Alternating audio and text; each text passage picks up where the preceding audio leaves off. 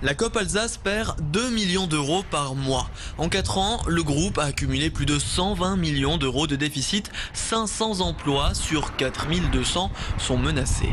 Pour sortir de la crise, le deuxième employeur privé de la région vient de se rapprocher du groupe Casino afin de négocier un accord d'approvisionnement. À terme, les 141 Coop de moins de 1000 mètres carrés distribueraient les produits de la gamme Casino.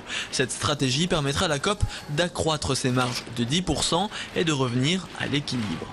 En 2009, le groupe régional avait fait la même chose avec ses hypermarchés en signant avec Leclerc. Peut-on du coup encore parler de groupe coopératif? Certains en doutent. Casino n'appartient pas à un mouvement coopératif, c'est la grande distribution. Donc si un magasin n'est pas rentable, leur objectif n'est pas de le garder.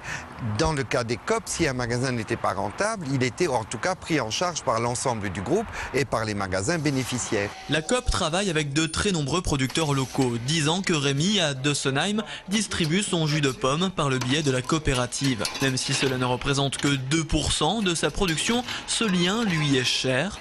La perspective de négocier demain avec d'autres interlocuteurs et la grande distribution ne l'enchante pas. C'est vrai, ça nous inquiète un peu, parce qu'effectivement, on a travaillé depuis des années avec Coop. Aujourd'hui, comme c'est en train de changer d'enseigne, on ne sait pas comment ça va continuer. On avait travaillé avec d'autres enseignes qui, ma foi, c'est complètement différent, c'est moins humain. On a arrêté parce que c'était trop contraignant pour une petite société comme la nôtre qui ne peut pas jouer de la même partie que les grandes enseignes.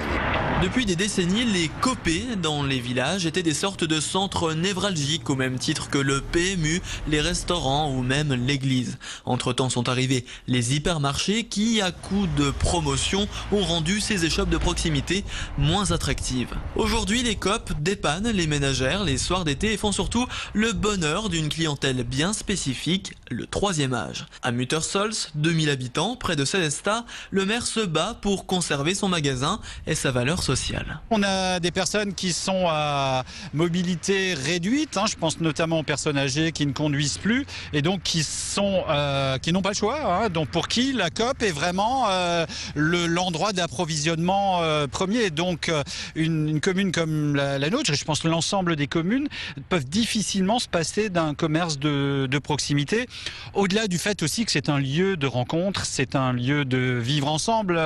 Si on n'avait pas ça, on se regarderait en chien de faïence. C'est vrai que ça joue un rôle social important aussi.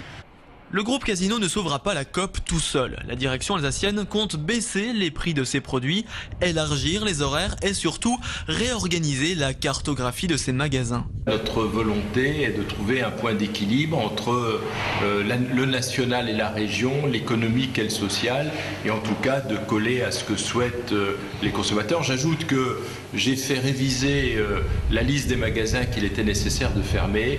On en fermera très très peu. Peut-être 5, pas plus. En tout cas, j'aurai la réponse la semaine prochaine. On va peut-être même rouvrir quelques magasins. Suppression de postes, départ volontaire, fermeture ou ouverture de magasins. Le comité d'entreprise se prononcera sur la réorganisation de la Coop ce jeudi 12 janvier.